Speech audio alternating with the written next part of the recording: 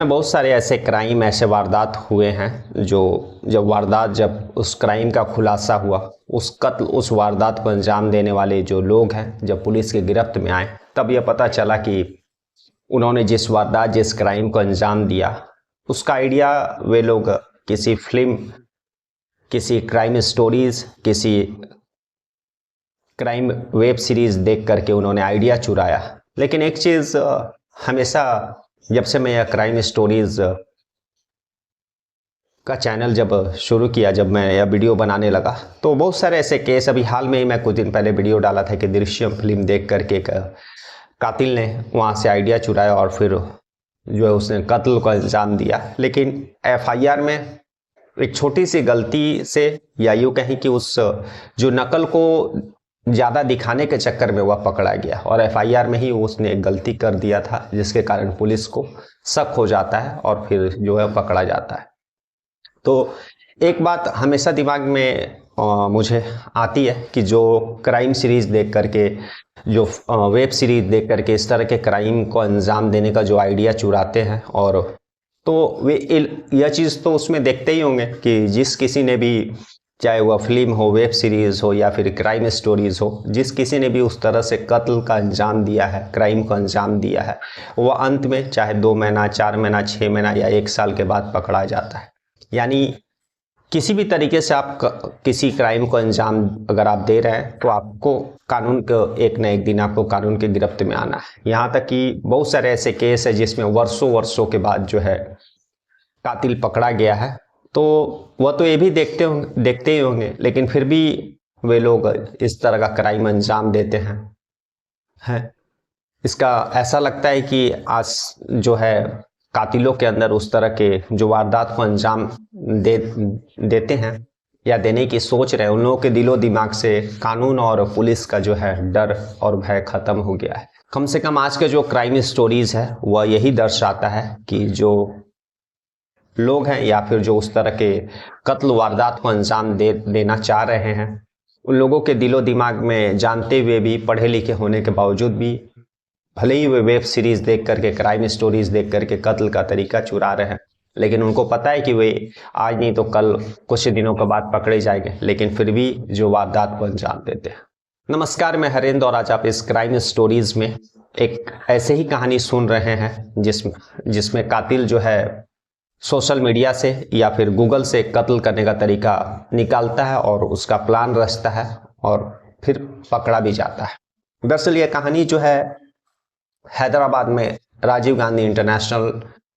Police station है। यह कहानी उसी पुलिस स्टेशन के अंतर्गत पड़ने वाले इलाका की है। उस पुलिस स्टेशन में 5 जून 2023 को एक शख्स पहुंचता है कंप्लेन लिखाने के लिए। जब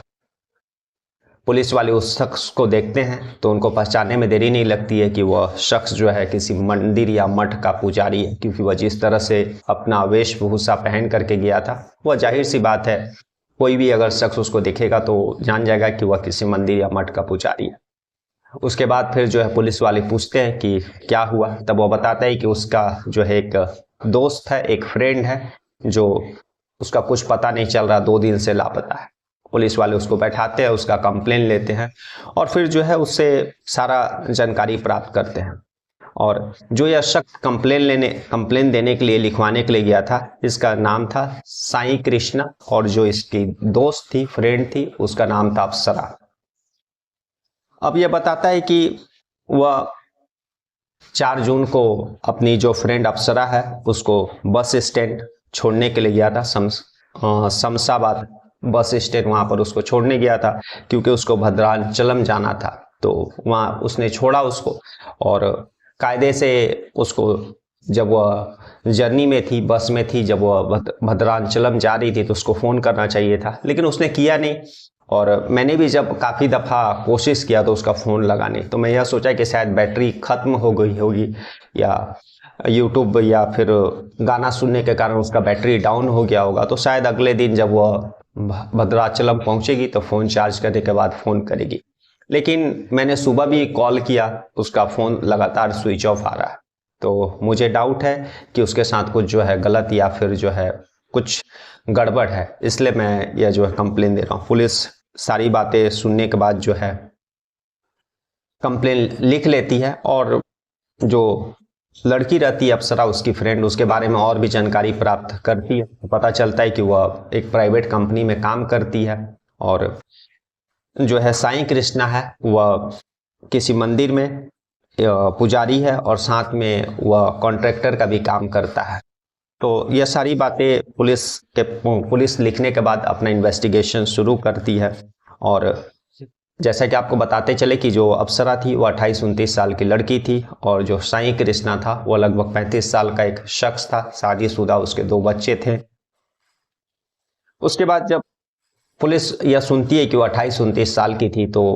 पुलिस के दिमाग में तरह तरह के बातें आने लगती है, क्योंकि पुलिस वाले भी सही थे। आज कल जो ज़्यादातर केस लापता के गुमशुदगी के आते हैं उसमें जो लापता या गुम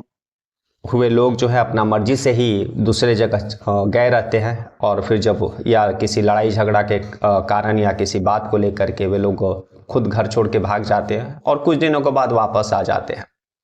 और बहुत सारे ऐसे अफेयर और लव मैरिज की जो है केसेस थाने में आते हैं। तो पुलिस वाले भी गलत नहीं थे, आजकल ज़्यादातर केसेस इस तरह के ही होते हैं। पुलिस जो है उसके बाद केस लिखने के बाद अपना इन्वेस्टिगेशन करती है कि उस अप्सरा के घर जा कर के उसका माँ का बयान लेती है। माँ भी बताती है कि वह जो है प्राइवेट कंपनी में काम करती थी और अक्सर शाम को 5-6 बजे के करीब में वह घर आ जाया करती थी और कभी ऐसा हुआ नहीं कि वह किसी रात को घर नहीं आई हो या फिर दूसरी जगह वह रात बिताई हो। तो सारा चीज़ पुलिस जब जानकारी प्राप्त कर लेती है तो पुलिस भी दंग रह जाती है कि इस तरह का जो एक लड़की 28-29 साल की, पढ़ी लिखी और घर परिवार भी उसका अच्छा, किसी चीज़ का कोई दिक्कत नहीं, और घर से बोल करके वह निकलती है कि भद्रांचलम जा रही है अपने सहेली अपने दोस्तों से मिलने के लिए और उसके बाद फिर उसका फ़ोन सडनली स्विच ऑफ हो जाता है, कोई भी जानकारी नहीं मिल पाती है। तो पुलिस को भी लगता है कि इस केस में कुछ गड़बड़ है। उसके बाद पुलिस अपने तरीके से इन्वेस्टिगेशन करने लगती है। जो अप्सरा रहती है उसके जो दोस्त रहते हैं उन लोगों से पूछताछ करती है, जहाँ पर वह जॉब करती है उस ऑफिस में भी पूछताछ करती है, लेकिन कहीं से भी कोई क्लू पुलिस के हाथों नहीं लग पाता है। अंत में थक हार करके पुलिस जो है उसका फ़ोन नंबर को सर्विलांस पे लगा देती है, लेकिन सर्विलांस पर भी पुलिस को कोई भी पुख्ता जानकारी नहीं मिल पा रहा था, क्योंकि last location Shamshabad bus stand दिखाने के बाद कंटिन्यू उसका जो है फ़ोन स्विच ऑफ ही था। अब इधर समय बीत रहा था, घर वाले और उसका जो दोस्त था अप्सरा का साईं कृष्णा, वे सारे लोग परेशान। और तब तक जो अप्सरा के पिता थे जो कि काशी में जॉब किया करते थे, वे भी बेटी का गुमशुदगी का जब पता चलता है तो तुरंत एक दिन के बाद हैदराबाद पहुंच जाते हैं और वे भी जब पुलिस स्टेशन जा कर के अपने बेटी का जो गुमशुदगी का कंप्लेन लिखवाते हैं, तो इस तरह पुलिस के पास जो है 2-2 कंप्लेन आ जाता है। एक शख्स जो पिछले 2-3 दिनों से लापता है, अब पुलिस के ऊपर ज़्यादा प्रेशर बढ़ जाता है। इसके बाद पुलिस जो है कोई भी क्लू नहीं मिलता है, किसी ना ही दोस्तों से, ना ही फ्रेंड से, ना ही घर वालों से, और ना ही कोई अफेयर का बारे में जानकारी पता चलता है। तब पुलिस जो है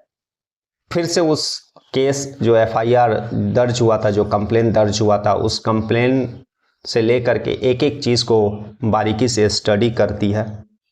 उसके बाद पुलिस यह देखती है कि सबसे पहले जो पुलिस को कंप्लेन देने के लिए आया था वह उसका फ्रेंड साईं कृष्णा था, और साईं कृष्णा ही वह शख्स है जिससे अप्सरा सबसे लास्ट मोमेंट पर मिली थी और उसके बाद उसका फ़ोन स्विच ऑफ हो गया था। यानी उसके बाद किसी ने उसको देखा नहीं।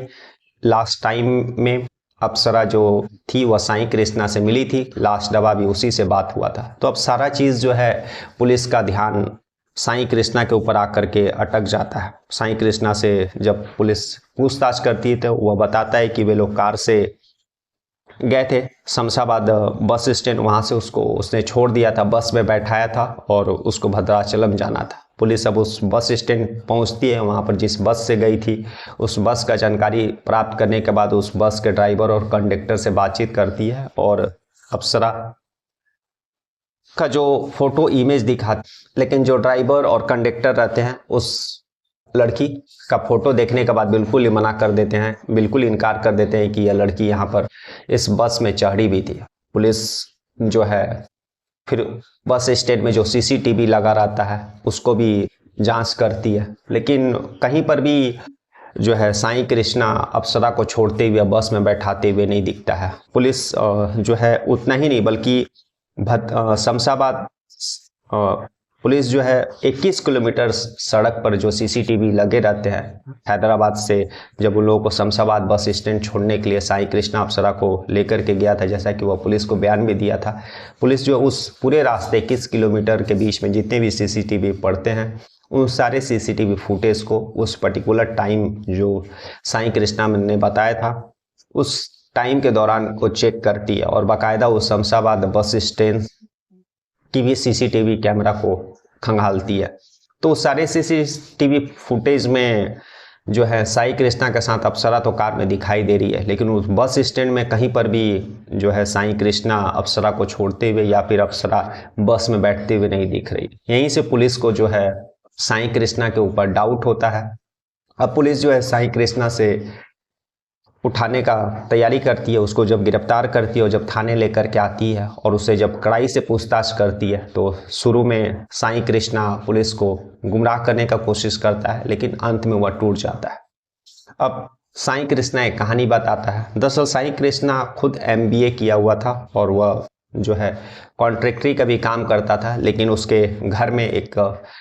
शुरू से जो एक खानदान में चलता है कि लोग वो पुजारी का काम करते थे, इसलिए वह उस मंदिर में भी पुजारी का काम करता था और उसके बाद फिर जो वह कॉन्ट्रैक्टरी का भी काम देखता था। जो हैदराबाद के सरूर नगर इलाके में एक मंदिर है, वहाँ पर वह पुजारी रहता है। उसी मंदिर में जो अप्सरा अक्सर आया करती थी और अक्सर आने के दौरान जो है इन लोगों की बातें होने लगी और धीरे धीरे जो है इन लोगों का रिलेशन बढ़ने लगा और इन लोगों का जो अप्सरा और साईं कृष्णा के बीच में जो फिजिकल रिलेशन भी हो गया और सब चीज़ ठीक चल रहा था। और अप्सरा को यह मालूम था कि साईं कृष्णा जो है वह शादीशुदा है और उसके 2 बच्चे हैं। उसके बावजूद भी साईं कृष्णा जो है अप्सरा के साथ अपना रिलेशन रखता है। काफ़ी दफ़ा ये लोग फिजिकल भी होते हैं, 1-2 बार जो है अप्सरा प्रेग्नेंट भी हो गई थी, लेकिन साईं कृष्णा के कहने पर जो है वह अबॉर्शन करा लेती है। अब जो अप्सरा थी वह सच्चे मन से सच्चे दिल से साईं कृष्णा से प्यार करती थी और इसी के कारण जब वह 1-2 बार जब अबॉर्शन करवा दी तब वह शादी के लिए साईं कृष्णा के ऊपर दबाव बनाने लगी और वह बोलने लगी कि तुम अपने पत्नी और दोनों बच्चे को छोड़ दो, तब हम लोग शादी कर लेंगे। लेकिन साईं कृष्णा यह चीज़ें नहीं चाहता था। वह अपनी पत्नी और दोनों बच्चों को कैसे छोड़ सकता था। काफ़ी साईं कृष्णा काफ़ी दफ़ा उसको समझाने का भी कोशिश किया, लेकिन अप्सरा यह बात मानने के लिए तैयार नहीं थी। तभी वह जो है अब अप्सरा को अपने रास्ते से हटाने का प्लान रचता है। इसके लिए बाकायदा वह फरवरी से ही गूगल में सर्च करने लगता है कि किस तरह से किसी शख्स को मारा जा सकता है, किस तरह से किसी शख्स को ठिकाने लगाया जा सकता है, किस तरह से किसी शख्स को कत्ल करने के बाद उसके सबूत को मिटाए जा सकते हैं। इसके लिए बाकायदा वह गूगल और अलग अलग वेब सीरीज़ भी देखता है और देखने के बाद जो है वह जगह का भी मुआयना करता है जहाँ पर उसको कत्ल करना रहता है और फिर जो वह प्लान रचता है। और उसके बाद जो है उसी 4 जून को अप्सरा को लॉन्ग ड्राइव पर ले जाने के बहाने कार में बैठाता है और वहाँ से वह जो है उसको लेकर के शमशाबाद निकलता है और रास्ते में ही वह एक जगह सुनसान जगह पर रुकता है। फिर से वह अप्सरा से जो बातें छेड़ता है उसको समझाने की कोशिश करता है, लेकिन अप्सरा मानती नहीं है। वह उसे शादी करने के लिए उसको फोर्स करने लगती है। तभी वह उसके सर पर किसी भारी चीज़ से वार कर देता है। अप्सरा वहीं बेहोश होकर गिर जाती है और उस जगह पर उसने जब मुआयना किया था तो बहुत सारे लकड़ी उसने वहाँ पर देखे थे, लेकिन जब उसने कत्ल किया और जब वह लाश को ठिकाने लगाने के लिए जलाने के लिए उन लकड़ियों को खोजने लगा तो वह लकड़ियाँ वहाँ पर थी नहीं। अब इसका सारा प्लान फेल होने लगा क्योंकि वह लाश को जला नहीं सकता था, लकड़ियाँ वहाँ पर थी नहीं। वह फिर उस लाश को अपने कार के डिक्की में डाल लेता है और वापस जो है हैदराबाद चला आता है जहाँ पर उसका मंदिर था सरूर नगर। और सरूर नगर पहुँचने के बाद अपने मंदिर के आगे ही बगल में जो उसका कार रहता उस कार में ही डेड बॉडी रखे रहता। अगले दिन जा कर के वह उसी पुलिस स्टेशन में कंप्लेन अप्सरा की गुमशुदगी का लिखाता है। और पुलिस स्टेशन से आने के बाद जो है अप्सरा का जो डेड बॉडी रहता अपने कार से निकाल करके उसका जो मंदिर रहता है सरूर नगर में, उस मंदिर के पीछे एक सरकारी ऑफिस रहता है, उसी सरकारी ऑफिस के बगल में एक मेन होल रहता है, उस मेन होल में उसका डेड बॉडी को डाल देता है। और वहाँ डाल देने के बाद एक दिन जब बीतता है, पुलिस को कंप्लेन भी करके आ गया रहता है, तब वह जा करके अगले दिन देखता है कि वह लाश से बदबू या फिर कोई लाश जो है पूरी तरह अंदर मेन होल में तो चल गई है। जब वो वहाँ जाता है तो देखता है कि धीरे धीरे लाश से बदबू आने लगी है। तो वह खुद कॉन्ट्रैक्टर था ही, तुरंत उस मेन होल की जगह पर 2 ट्रक जो है मट्टी गिरा देता है ताकि जो उस डेड बॉडी का बदबू बाहर नहीं आ सके। और फिर इस तरह से वह उसी मंदिर में बैठ करके हर दिन पूजा किया करता है। और उसी मंदिर के पीछे में एक मेन होल रहता है, वहीं पर अप्सरा का जो है लाश मेन होल में डाल दिया रहता है, वह लाश उसी में सड़ते रहती है। इधर जो है पुलिस को कंप्लेन भी कर दिया रहता है, उसके अप्सरा के घर वालों के साथ मिल करके भी जो है अप्सरा को खोजने का नाटक करता है। पुलिस स्टेशन में जा करके पुलिस को जल्द से जल्द पता लगाने का पुलिस के ऊपर प्रेशर बनाता है, लेकिन अंत में वह पुलिस उसको पकड़ ही लेती है। और इस तरह से वह बताता है कि अप्सरा से वह शादी करना नहीं चाहता था क्योंकि वह पहले से शादीशुदा था और अप्सरा लगातार उसके साथ जो है शादी करने के लिए ज़बरदस्ती कर रही थी। वह किसी भी कीमत पर साईं कृष्णा को नहीं छोड़ना चाहती थी। इसी के कारण उसने अप्सरा के कत्ल का प्लान रचा और इसके लिए बाकायदा उसने जो है गूगल और अलग अलग वेब सीरीज़ देखा, लेकिन अंत में जो है उसका जो है चालाकी, उसकी जो एक गलती कि लास्ट पॉइंट में लास्ट टाइम में साईं कृष्णा ही था जिसने अप्सरा को देखा था और साईं कृष्णा ही वह शख्स था जिसका सबसे अंतिम समय में लास्ट टाइम में अप्सरा के साथ बात हुआ था। उसके बाद जो है अप्सरा को ना ही किसी ने देखा और ना ही उस नंबर पर किसी का बात हुआ। इसी से पुलिस को शक साईं कृष्णा पर हुआ। उसके बाद पुलिस इसको गिरफ्तार करके जेल भेज देती है और जहां पर इसने कत्ल को अंजाम दिया तो वहां पर पुलिस इसको लेकर के जाती है और जिस पत्थर से अप्सरा का सर पर इसने वार किया था उस पत्थर को बरामद करती है। फिलहाल यह केस जो अभी हैदराबाद की निचली अदालत में चल रही है और अभी तक इसका फैसला नहीं आया। लेकिन कहानी आज की यही थी कि एक पुजारी जिसको हम लोग हाई पेडिस्टल, एक ऊंचा दर्जा देते हैं समाज में, एक अलग उसके लिए रिस्पेक्ट है, उसने खुद शादीशुदा होने के बावजूद, खुद MBA होल्डर होने के बावजूद, खुद 2 बच्चे का बाप होने के बावजूद उसने इस तरह का अनैतिक कार्य किया। इलीगल जो अवैध संबंध में एक लड़की का कत्ल कर दिया। कत्ल ही नहीं किया, बाकायदा उसने कत्ल करने के बाद उस अप्सरा का डेड बॉडी को अपने गाड़ी में ले करके आया और अपने ही मंदिर के बगल में उसका डेड बॉडी को गाड़ी में रखे रहा और उसके बाद जाकर के पुलिस स्टेशन में कंप्लेन लिखाया और कंप्लेन लिखाने के बाद आने के बाद उसने अपने उस लाश को ठिकाने लगाया और उसके लिए बाकायदा उसने अपने मंदिर के पीछे में जो मेन होल था उसमें उसको उस मेन होल में डाल दिया और हर एक दिन के बाद उस जा करके उस लाश को देखता था कि कहीं कोई बदबू तो नहीं आ रही है, लाश कंपोस्ट हो गई है, पूरी तरह से सड़ तो गई है। तो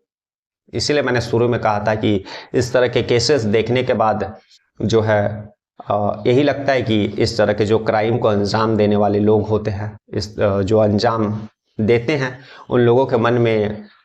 कानून को लेकर के, पुलिस को लेकर के जो खौफ, जो डर है वो पूरी तरह से ख़त्म हो गया। तभी तो बाकायदा कत्ल को अंजाम देने के बाद डेड बॉडी गाड़ी में है, फिर भी वह पुलिस स्टेशन जाता है, उसके मन में थोड़ा भी डर नहीं है कि पुलिस उस पर शक कर सकती है, पुलिस उसके कार की तलाशी ले सकती है। और बाकायदा पुलिस स्टेशन से आने के बाद जो है वह आराम से जो है डेड बॉडी का ठिकाना लगाता है और हर दिन जा कर के उस डेड बॉडी का देखता भी है कि वो डिकम्पोज्ड हुई है, वह सड़ी है कि नहीं सड़ी, और बाकायदा हर दिन उस पर जो है उस लाश को सड़ाने के लिए, उसके बदबू को रोकने के लिए अलग अलग जो उपाय करते रहता है। कल हम लोग फिर ऐसी किसी कहानी के साथ मिलेंगे, तब तक के लिए नमस्कार, जय हिंद, जय भारत।